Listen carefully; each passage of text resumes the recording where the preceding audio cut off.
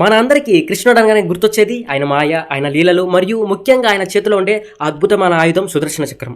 కానీ ఒక ప్రశ్న, కృష్ణుడు భూమి మీద నుండి వెళ్ళిపోయిన తర్వాత ఆ సుదర్శన చక్రం ఏమైంది? అది ఇంకా ఎక్కడైనా ఉందా లేక అదృశ్యమైపోయిందా? ఈరోజు మనం ఈ వీడియోలో సుదర్శన చక్రం యొక్క చరిత్ర, దాని సూక్తులు మరియు కృష్ణుడు మరణించిన తర్వాత దానికి ఏమైందో తెలుసుకుందాం. ఇంకెంత ఆలస్యం, లెట్స్ గెట్ స్టార్టెడ్.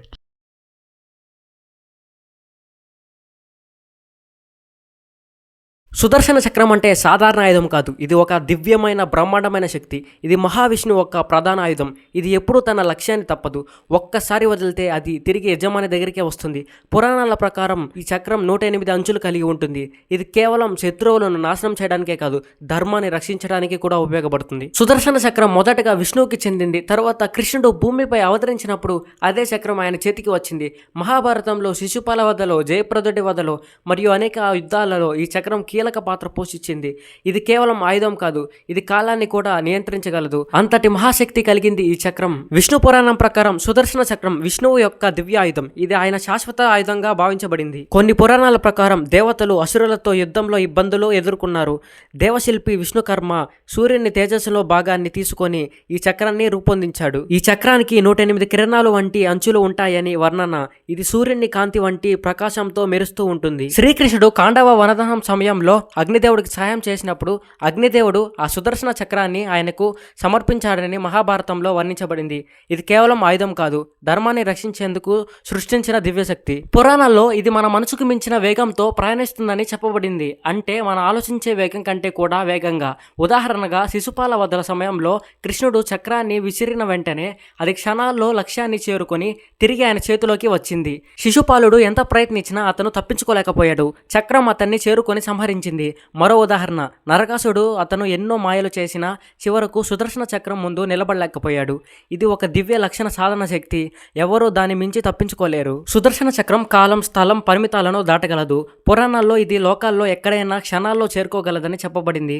స్వర్గం, భూమి, పాతాళం ఎక్కడైనా. ఇది సాధారణ ప్రయాణం కాదు, ఇది దివ్య స్థాయి శక్తి. ఇది కేవలం యుద్ధాయుధం కాదు, ధర్మాన్ని కాపాడే శక్తి. శిశుపాలుడు 100 తప్పులు చేసినా కృష్ణుడు అతన్ని క్షమించాడు. కానీ అతను హద్దు దాటినప్పుడు సుదర్శన చక్రం ద్వారా అతన్ని అధర్మాన్ని ముగించాడు. ఇది మనకు ఒక సందేశం ఇస్తుంది. అధర్మం పెరిగినా చివరకు ధర్మం విజయం సాధిస్తుంది. కొన్ని ముఖ్యమైన విషయాలు ఏంటంటే, సుదర్శన చక్రం తన యజమానికి మాత్రమే విధేయంగా ఉంటుంది. అది ఎప్పుడు తప్పుని లక్ష్యాన్ని చేరుకోదు. అది తిరిగి యజమాని చేతిలోకి వస్తుంది. ఒక పాఠం ఏంటంటే, మనలోని ధర్మం, సత్యం కూడా సుదర్శన చక్రం లాగే ఉండాలి. అది ఎప్పుడు సత్యం వైపే ప్రయాణించాలి. యుద్ధం ముగిసిన తర్వాత శ్రీకృష్ణుడు ద్వారకాలో తన జీవితం కొనసాగించాడు. సుమారు 36 సంవత్సరాలు గడిచాయి. యాదవులు సుఖంగా జీవిస్తున్నారు. కానీ క్రమంగా అధర్మం పెరిగింది. గాంధారి ఇచ్చిన శాపం కారణంగా యాదవ వంశం నాశనం కావాల్సిన సమయం దగ్గర పడింది. భాగవత పురాణం ప్రకారం బలరాముడు తపస్సు చేయడానికి సముద్ర తీరానికి వెళ్ళాడు. అక్కడ ఆయన శరీరం నుండి ఒక మహాసర్పం బయటకు వచ్చింది. ఆదిశేషుని రూపంలో ఆకాశంలో కలిసిపోయింది. అది బలరాముని అవతారం ముగిసిన సంకేతం. ఇక ద్వారకాలో యాదవులు మద్యం సేవించి గొడవలకు దిగారు. అది పెద్ద యుద్ధంలాగా మారింది. చివరకు యాదవులు ఒకరినొకరు సంహరించుకున్నారు. కృష్ణుడి అవతారం ముగిసే రహస్యం. శ్రీకృష్ణుడు ఒక అడవిలో చెట్టు కింద విశ్రాంతి తీసుకుంటూ ఉన్నాడు. ఆయన కాలు జింక కన్నులాగా కనిపించింది. అక్కడికి వచ్చిన వేటగాడు జర దాన్ని జింక కన్నుగా భావించి బాణం వదిలాడు. ఆ బాణం కృష్ణుడి పాదాన్ని తాకింది. కానీ ఇది సాధారణ సంఘటన అయితే కాదు, దైవలీల. కృష్ణుడు జరను పిలిచి అతనికి తన దైవ స్వరూపాన్ని చూపించాడు. జర భయంతో క్షమాపణ కోరాడు. కృష్ణుడు అతన్ని క్షమించి తన అవతారాన్ని ముగించాడు. తర్వాత అర్జునుడు వచ్చి ద్వారకాలో మిగిలిన వారిని రక్షించడానికి ప్రయత్నించాడు. కానీ సముద్రం ద్వారకను ముంచేసింది. ఇప్పుడు అసలు ప్రశ్న, కృష్ణుడు వెళ్ళిపోయిన తర్వాత సుదర్శన చక్రం ఏమైంది? కృష్ణుడితో వెళ్ళిపోయిందా? అవును, విష్ణు పురాణం, హరివంశం ప్రకారం కృష్ణుడు తన అవతారం ముగిసినప్పుడు సుదర్శన చక్రం సహా అన్ని దివ్యాయుధాలుగా తిరిగి విష్ణుమూర్తి వద్దకు చేరాయి. మరొక ప్రశ్న ఏంటంటే, ద్వారకాలో దాచబడిందా? దీనికి పురాణాల్లో కూడా స్పష్టమైన ఆధారం లేదు. ద్వారక మునిగిపోయిన తర్వాత కూడా చక్రం గురించి ఎలాంటి ప్రస్తావన లేదు. మరి ఇతర కథలు ఉన్నాయా అంటే, కొన్ని లోక కథలు ఇప్పటికీ ప్రామాణిక గ్రంథాలు చెబుతున్నది ఒకటే. సుదర్శన చక్రం విష్ణువుకి తిరిగి చేరింది. ఇది దేవుని లీల, వచ్చి తన కార్యం పూర్తి చేసి తిరిగి వెళ్ళడం. ఈ కథ మనకు చెప్పేది ఏమంటే, అధర్మం ఎంత పెద్ద వంశాన్నైనా నాశనం చేస్తుంది, కానీ ధర్మ మార్గంలో నడిస్తే మోక్షం సాధ్యమే. శ్రీకృష్ణుడు చూపించిన మార్గం జీవితాంతం ఒక లీల అని గుర్తు చేస్తుంది.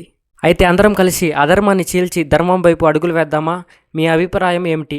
సుదర్శన చక్రం గురించి మీ ఆలోచన ఏంటి? కమెంట్స్లో చెప్పండి.